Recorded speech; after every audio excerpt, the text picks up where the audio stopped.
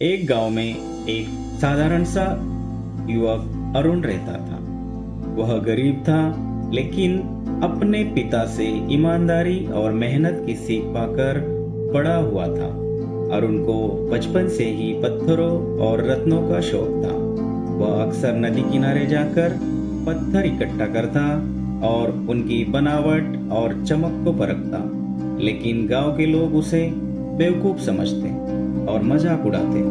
अरे अरुण, तू क्या पत्थरों से अमीर बनेगा? एक दिन अरुण को नदी किनारे एक चमकता हुआ पत्थर मिला। उसकी चमक बाकी पत्थरों से अलग थी। अरुण ने उसे उठाया और ध्यान से देखा। वह पत्थर बेहद ही आकर्षक था, लेकिन उसके आसपास ये अन्य पत्थरों की तरह ही धूल और मिट्टी में सना हुआ था। अरुण को लगा कि यह कोई साधारण पत्थर नहीं है। उसने उसे अच्छे से साफ किया और गांव के एक दुकानदार के पास गया। दुकानदार ने उसे देखकर कहा, अरे यह तो बस एक मामूली सा पत्थर है। ज्यादा से ज्यादा मैं तुम्हें इसके 2 रुपए दे सकता हूँ। अरुण को यकीन था कि यह पत्थर कुछ खास है।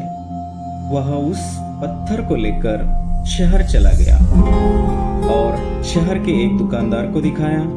दुकानदार ने उसे उलट पुलट कर देखा और कहा, यह तो कुछ खास नहीं लगता, लेकिन इसकी चमक थोड़ी अलग है। मैं तुम्हें इसके लिए 500 रुपए दे सकता हूँ। अरुण अभी भी संतुष्ट नहीं था। वह इसे लेकर एक बड़े जौहरी के पास गया। जौहरी ने पत्थर को देखा और उसकी आंखें चमक उठी।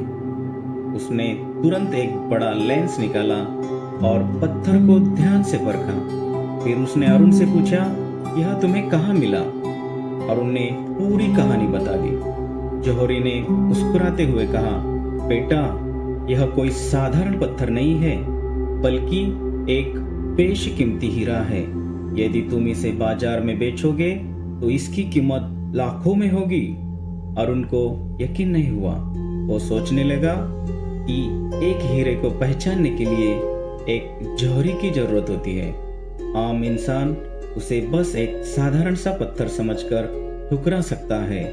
दोस्तों, यह कहानी हमें यह सिखाती है, हर व्यक्ति, हर वस्तु और हर चीज की अपनी अपनी एक खास कीमत होती है, जिसे पहचानने के लिए सही नजर और सही जगह की जरूरत होती है। यदि लोग आपको कम समझते हैं तो इसका मतलब यह नहीं कि आपकी कीमत कम है। सही समय और सही जगह पर आपकी असली काबिलियत पहचानी जाती है। दुनिया में बहुत से लोग आपकी काबिलियत को नहीं पहचानेंगे, लेकिन इसका मतलब यह नहीं कि आप बेकार हैं। खुद की कीमत को समझो और उसे सही जगह पर साबित करो। तो अगली बार जब कोई आपकी कीमत को कम समझे तो याद रखना, शायद वह जौहरी नहीं, बस एक साधारण सा दुकानदार है।